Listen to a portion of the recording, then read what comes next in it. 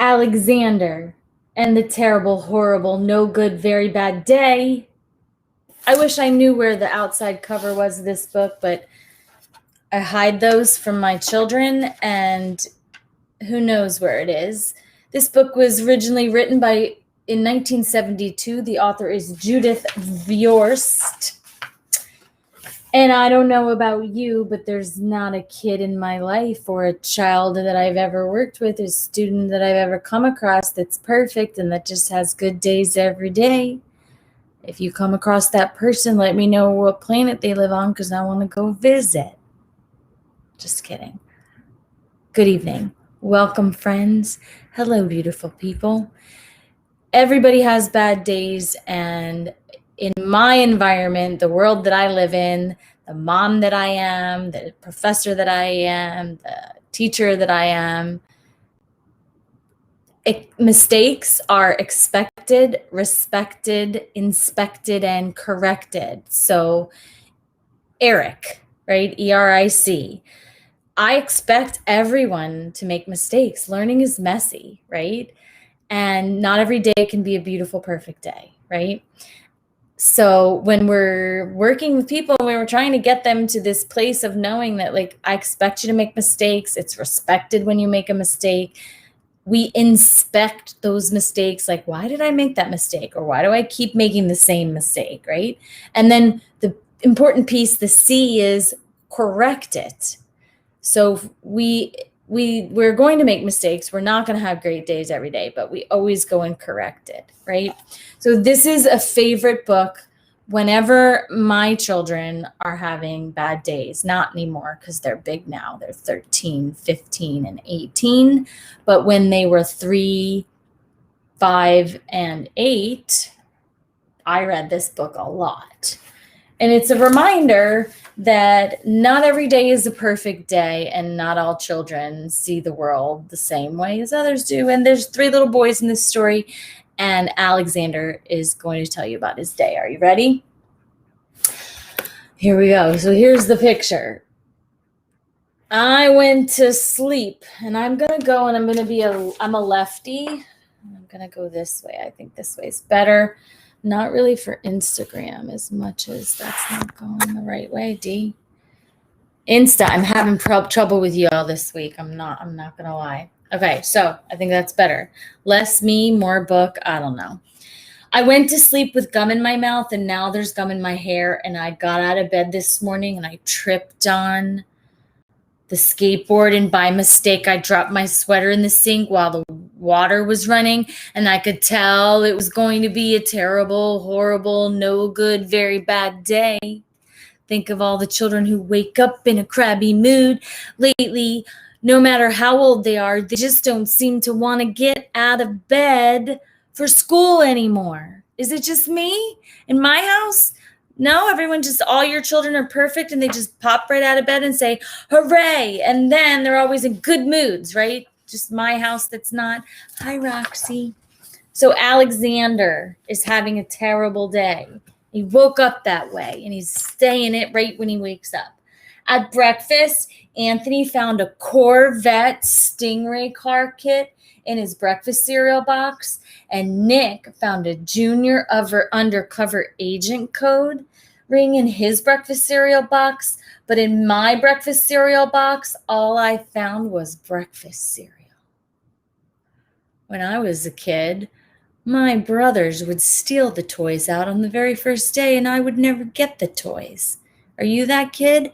Are you the youngest? Because I get that. All he got was breakfast cereal. I think I'll move to Australia. I love, by the way, that the family car is a Volkswagen Beetle. I learned how to drive on a blue one. 1965 Volkswagen Beetle. Learn how to drive on a stick shift that goes brrr, makes a lot of noise when you make a mistake. It will teach you fast. In the carpool with Mrs. Gibson, let Becky have a seat by the window. Audrey and Elliot got seats by the window too. I said I was being scrunched. I said I was being smushed.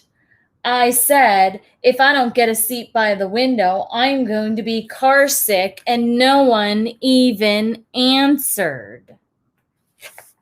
I could tell it was going to be a terrible, horrible, no good, very bad day.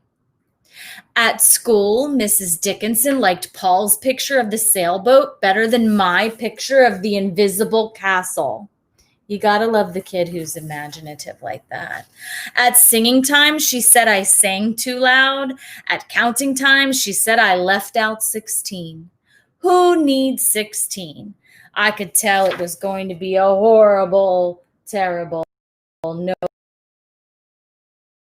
good, very bad day. I could tell. Do you guys remember that? I don't know if it was in elementary school, very much like, I'm going to be friends with you today because you wore purple or whatever it was. So he said that Philip Parker was his best friend and that Albert Moyo was his next best friend and that I was only his third best friend. I hope you sit on a tack, I said to Paul. I hope the next time you get a double-decker strawberry ice cream cone, the ice cream part falls off the cone part and lands in, yeah. So he's not even like, he's the third best friend. The third best friend that anyone could ever have. There were 2 cupcakes in Philip Parker's lunch bag, and Albert got a Hershey's bar with almonds, and Paul's mother gave him a piece of jelly, little coconut sprinkles on top.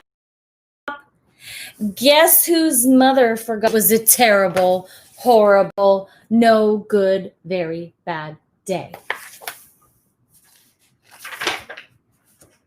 That's what it, oh, did I get the right page? That's what it was, because after school, my mom took us all to the dentist and Dr. Fields found a cavity just in me. Come back next week and I'll fix it, said Dr. Fields. Next week, I said, I'm going to Australia. I've never had a cavity in my entire life. I kid you not. I'll show you. Can you see in there? Never even had a cavity. But I have had a child who went from 0 to 6 in one visit. That is not fun. The dentist is not fun when you have cavities. On the way downstairs, the elevator door closed on my foot, and while we were waiting for my mom to go get the car, Anthony made me fall where it was muddy, and then when I started crying because of the mud, Nick said I was a crybaby, and look at him now. He's wailing. Can you see him? They're getting in the car. That's a 3. I got 3 kids, 3 girls. That's a scene right there. I remember. We got some tugging going on here. Look at the tugging. There's some kids tugging away here. And so, wait, let me say this. So Nick said I was a crybaby, and while I was punching Nick for saying crybaby, my mom came back with the car and scolded me for being muddy and fighting. I'm having a terrible, horrible, no good, very bad day. I told everybody and nobody even answered. If you have children, you know you have these days with them. Especially when there's more than one, more than 2. This is obviously Alexander. So then we went to the shoe store to buy some sneakers. Anthony chose white ones with blue stripes. Nick chose red ones with white stripes. I chose blue ones with red stripes, but then the shoe man said, we're all sold out. They made me buy plain old white ones, but they can't make me wear them. Remember in elementary school, like it just mattered that you had the right cinnamon stick or whatever the thing was that was cool. Now we're, look at this. Oh boy, you gotta look at that stuff. When we picked up my dad at his office, he said I couldn't play with his copying machine, but I forgot. He also said, watch out for the books on his desk, as careful as I could go. He also said, I don't fool around with his phone, but I think I called Australia. My dad said, please don't pick him up anymore. It was a horrible, terrible, no good, very bad day. And then there was lima beans for dinner. And I hate lima beans. Who didn't at that age, right? There was kissing on TV, and I hate kissing.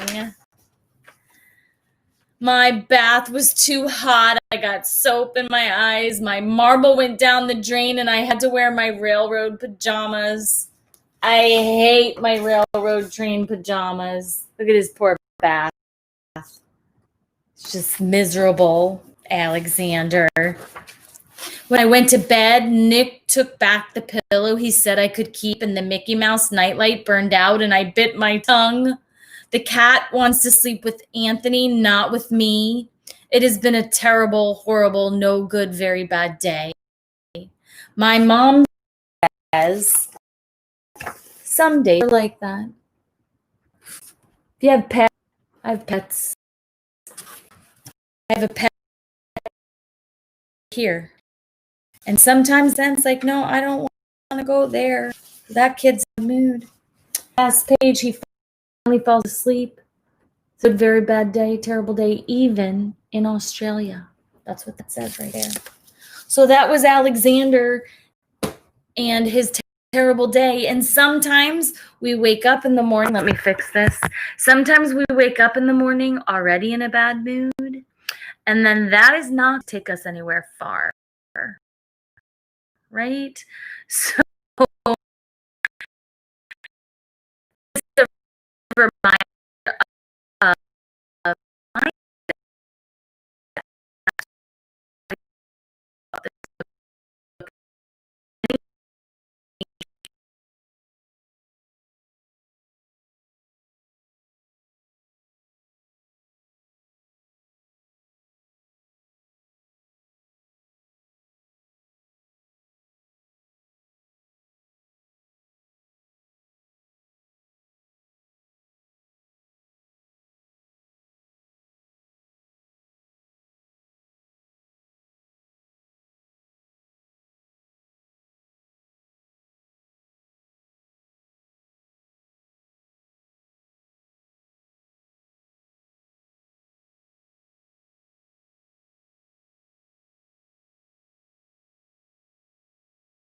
always puts the item on wrong. Red shirt.